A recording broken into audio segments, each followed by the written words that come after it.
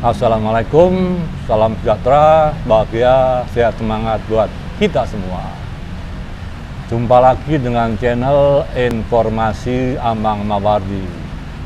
Teman-teman, saya sekarang sedang berada di Bengkel Kopi Surabaya, bengkel seni yang terletak di Jalan Raya Prapen nomor 22 Surabaya.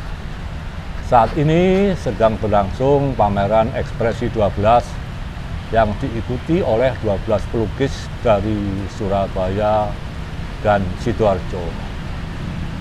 Kali ini tamu channel saya adalah Mbak Penny. Maaf Mbak, lengkapnya Mbak siapa? Penny Citrani Puspaning. Penny Citrani Puspaning. Nah, Mbak Penny Citraning Penny Citrani Puspaning, ya. Nah, maaf ya kalau salah. Aduh, saya soalnya sering sebut Mbak Penny gitu. Kalau di Facebook, karena kalau ketemu di acara-acara seni juga menyebut Mbak Penny gitu aja ya. Nah, teman-teman, Mbak Penny ini saya kenal sebagai seorang aktivis medsos dan apa ya? Semacam networker. Nah, networker seni budaya. Jadi saya ini banyak memperoleh informasi segala kegiatan seni di kota Surabaya ini senantiasa diinformasikan ke saya. Saya pikir tidak saya aja ya yang diberi informasi ini ya. Ini mungkin teman-teman juga, teman-teman lain para pecinta seni di Surabaya ini banyak diberi informasi oleh Mbak Penny. Ada beberapa yang saya terima informasi dari Mbak Penny beberapa hari belakangan ini, misalnya tentang pameran di rumah seni di Rungkut, saya lupa itu, Art Space apa gitu namanya, itu pameran perempuan pengkaji seni. Kemudian ada pameran di Sanggar Aksara. Kemudian kemarin saya dapat informasi juga dari Mbak Penny tentang Malam Sastra Bulan Pertama yang diselenggarakan oleh Komunitas Seni Bengkel Muda Surabaya di Balai Pemuda. Dan masih banyak lagi informasi seni yang diberikan oleh Mbak Penny ini. Pokoknya saya setiap menghadiri acara seni di Surabaya mesti ada Mbak Penny. Kira-kira sebulan yang lalu itu saya menjumpai beberapa kali Mbak Penny itu di pameran lukisan yang Cak Desember. Acara pembukaan ada, acara sastranya ada. Ya, ini pameran lukisan Cak Desember ini tiap malam diisi oleh berbagai kegiatan seni. Ada sastra, ada pembacaan puisi, ada gelar musik, ada pembacaan cerpen dan lain-lain. Pokoknya menarik itu ya. Dan ini Mbak Penny selalu hadir. Dan beliau kadang-kadang bertindak juga sebagai pembawa acara, moderator. Nah, ini kan menarik. Nah, ini saya tangkap bahwa Mbak Penny ini melakukan sebuah kegiatan jaringan seni, networker seni budaya. Ini mengingatkan saya pada teman saya yang tinggal di Solo, Mas Halim Hadi. Ini seorang networker seni budaya. Juga di Surabaya dulu ada teman saya yang juga networker seni budaya, ini almarhum Ahmad Fauzi, yang pernah menjadi ketua Dewan Kesenian Jawa Timur. Nah, sekarang ini saya menangkap sesuatu bahwa Mbak Penny ini adalah seorang networker seni budaya. Saya senang karena di Surabaya ada seorang networker yang menyampaikan, tidak sekadar menyampaikan informasi, kemudian juga mendekati dengan pelaku seni yang sedang mengadakan event. Nah, kapan hari saya juga diberitahu oleh Mbak Penny ada pameran seni grafis di STKW, Galeri Rakuti. Di Galeri Rakuti STKW, Sekolah Tinggi Kesenian Wilwatekta, sehingga dari acara meliput pameran itu saya bisa mewawancarai Pak Nusulis Koto. Ini sulit sekali loh menemui Pak Nusulis Koto ini. Orangnya kan ya gampang-gampang susah didekati. Tapi saya berhasil mewawancarai beliau. Lah untuk itu saya mengucapkan banyak terima kasih kepada Mbak Penny. Nah, selamat malam Mbak Penny. Selamat malam Pak Aman. Gimana kabarnya? Baik, apa kabar Pak? Sehat ya? Nah, ini nanti barangkali teman-teman pecinta seni budaya di Surabaya khususnya dan Jawa Timur pada umumnya, syukur-syukur pecinta seni budaya di Indonesia akan bisa mendengar apa ya, motivasi Mbak Penny, kemudian apa sih untungnya jadi penyampai berita ini. Nah, mungkin Mbak Penny bisa menjelaskan awalnya, kemudian sehingga bisa menjadi seorang, ya sebut saja networker seni budaya. Monggo Mbak Penny. Ya, awalnya saya memang ini sih Pak, tertarik di dunia seni ya. Mungkin karena juga ada bapak saya terutama ya, seniman juga. Sejak kecil saya memang sudah diperkenalkan di dunia seni beliau gitu. Nah, ibu saya sendiri juga suka nari sebetulnya. Jadi itu seperti ya nggak asing lah buat saya. Tapi memang saya memang tertarik gitu loh, sangat tertarik. Meskipun studi saya tidak ke background, tidak ke kesenian ya. Misalnya dari seni murni atau seni apa. Saya dari psikologi, tapi seni itu memang buat saya sangat menarik sekali, bisa dikupas begitu dalam di dunia psikologi. Karena kalau buat saya sih seni itu lebih psikologis dibanding psikologi sendiri. Jadi ya awalnya sih saya awalnya cuma dari satu teman ke teman yang lain gitu sih Pak. Ada acara apa, saya kasih tahu teman. Ya awalnya niatnya kan boleh-boleh boleh kocok. Masa pergi sendirian sih ke sana gitu. Awalnya gitu. Lama-lama getok tular toh, teman ngasih tahu ke teman yang lain gitu. Terus akhirnya kok ketika saya mendatangi event-event itu, acara-acara kesenian itu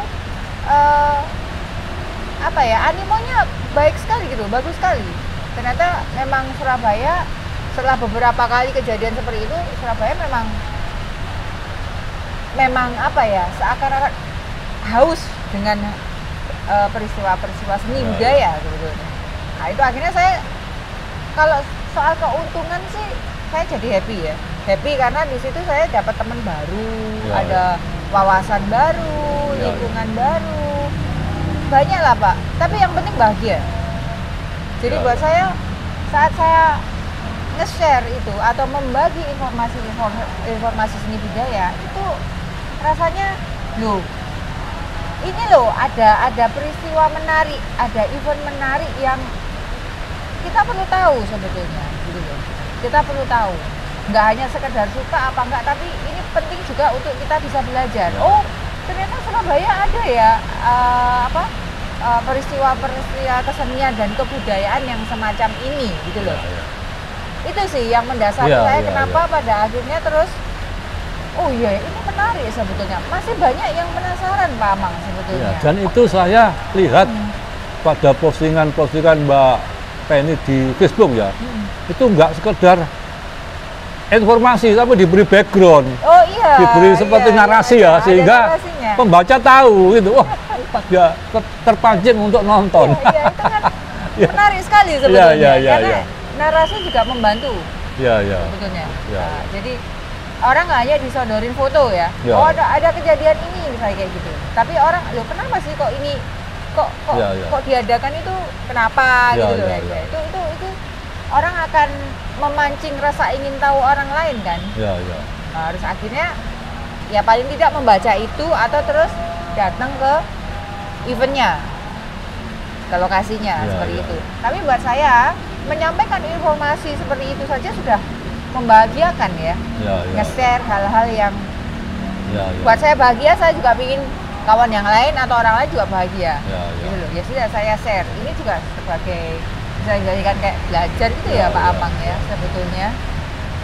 Dan itu sampai Mbak Penny membagikan nggak sekedar acaranya juga. Oh nanti tanggal sekian ada talk show, wah ada diskusinya, ya wah luar biasa, iya lengkap sama anunya tuh, iya.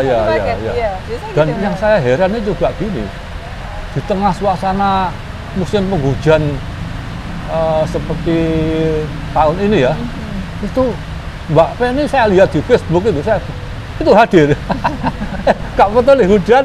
Teko ini Mbak Penny luar biasa kan ini ya. Ya.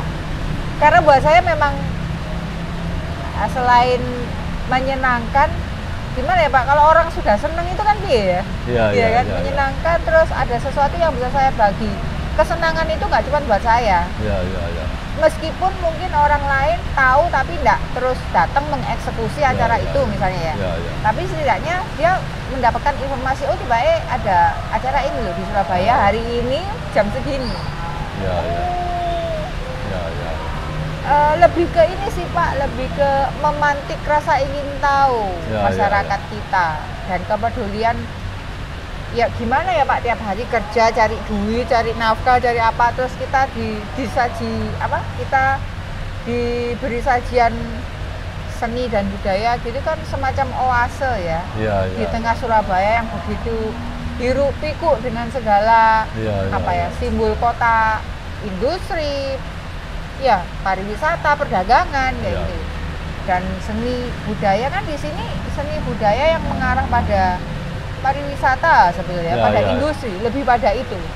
Sementara untuk yang benar-benar seni sendiri itu masih sangat jarang ditemukan di sini.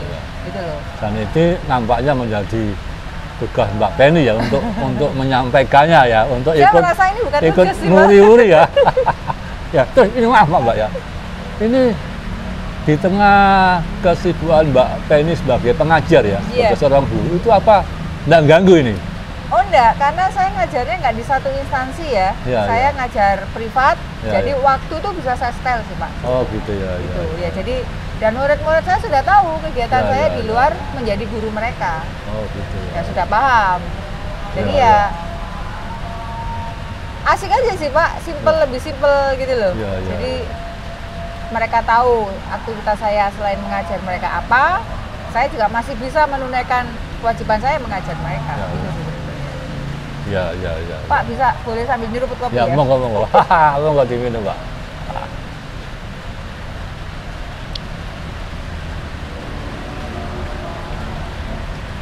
Mbak, sebetulnya gimana sih kehidupan seni budaya di Surabaya ini menurut Mbak Penny? Kalau akhir-akhir ini, meskipun di tengah pandemi, saya menemukan banyak ini ya, terutama di kantong-kantong seni yang istilahnya, saya nyomot istilahnya Mas Hari Prayitno, underground. Artinya yang tidak di galeri-galeri yang besar atau mewah atau seperti itu, tapi mereka tetap bergerak di ruang-ruang kecil.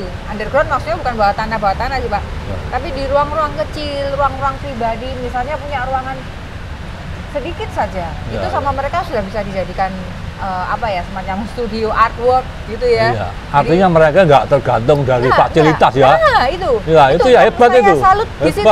Mereka tetap bergerak meskipun di tengah himpitan yang ya tahu sendiri lah, Surabaya itu mau larinya kemana sih kalau nggak ke industri, pariwisata atau ya perdagangan. Kebudayaan. Kalau kebudayaan mungkin masih mungkin akan ke sana gitu loh. Tapi saat ini yang terjadi saya lihat kebudayaannya pun dan keseniannya masih bersifat pariwisata dan industri karena dijual supaya menarik investor dan yang lain gitu loh. Kalau saya perhatikan itu seperti itu. Jadi belum, kalau Jogja, pemetaan di Jogja atau Solo atau Jakarta beda ya. Ada benar-benar itu dikelola bahwa seni dan kebudayaan memang milik seni dan kebudayaan itu dan masyarakat sekitar. Nggak hanya menjadi para pemilik modal maksud saya. Karena sebetulnya seni juga butuh modal ya Pak ya.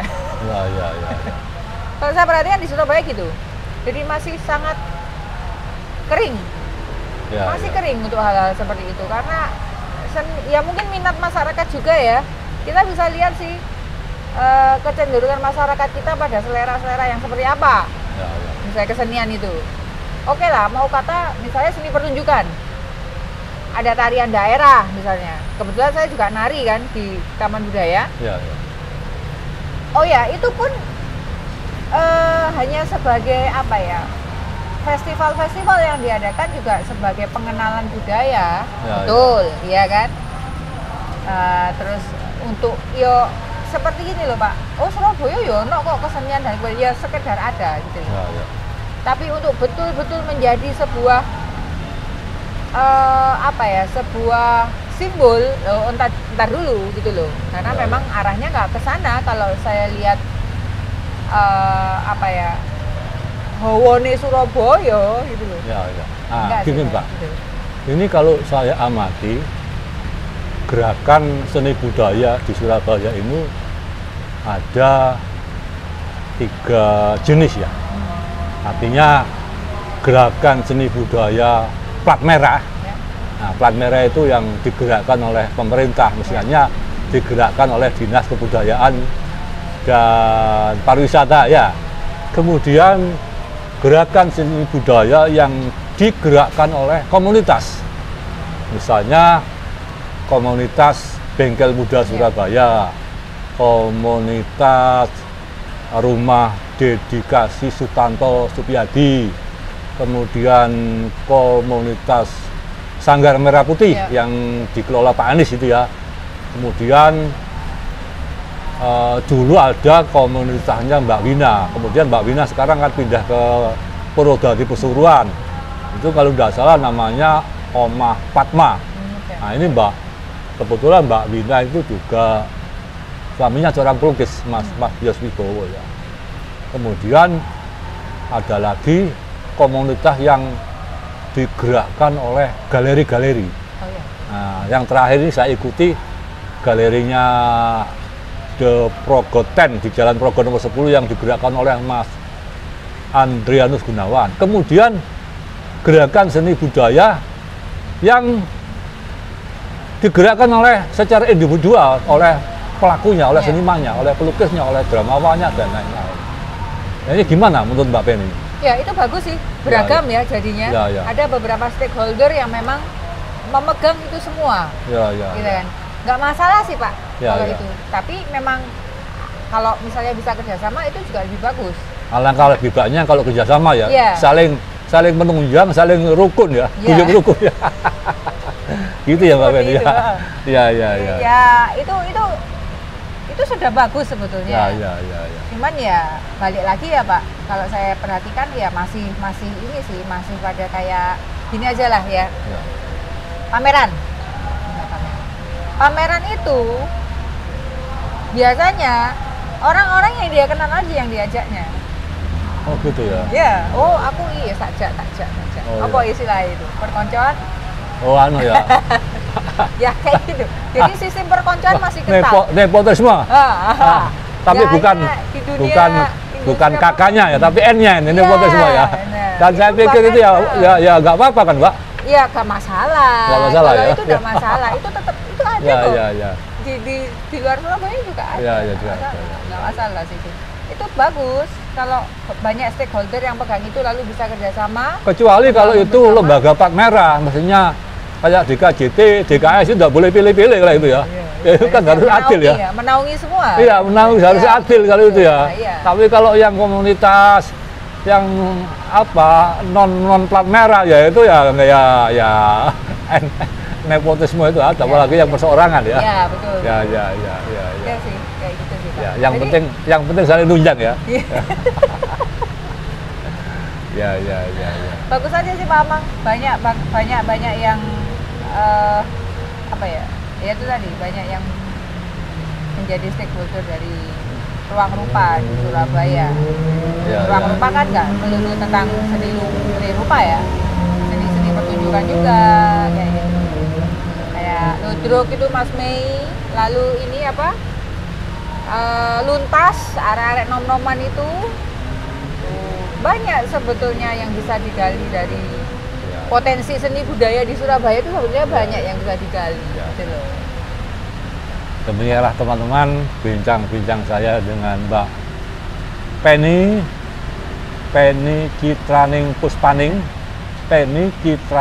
Puspaning, seorang networker seni budaya yang bermukim di kota Surabaya.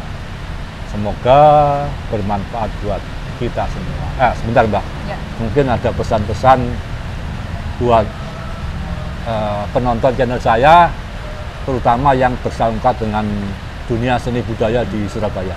Monggo disampaikan. Oh ya, sudah sangat banyak harapan di dunia seni ini.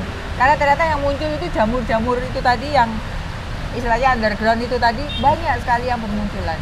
Jadi itu tetaplah tumbuh dan berkembang gitu loh. Kita nggak pernah tahu ya itu nanti menjadi sebesar apa gitu. Jadi kalau kita dari diri sendiri sudah mau bergerak, ya saya rasa itu akan jauh lebih mudah lagi ke depannya untuk melangkah gitu loh. Jadi tetap saja terus berkembang, terus jalan. Mau itu ada modal, mau ada enggak, kan kita bisa kerjasama ya nanti ya, satu dengan yang lain, seperti itu sih. Itu sudah cukup bagus itu. Menggerakkan kembali dari yang bawah, arus-arus kecil ini tetaplah tumbuh gitu. Tetaplah mengalir, maksud saya. Itu sudah cukup bagus. Wassalamualaikum, salam sejahtera, bahagia, sehat, semangat buat kita semua.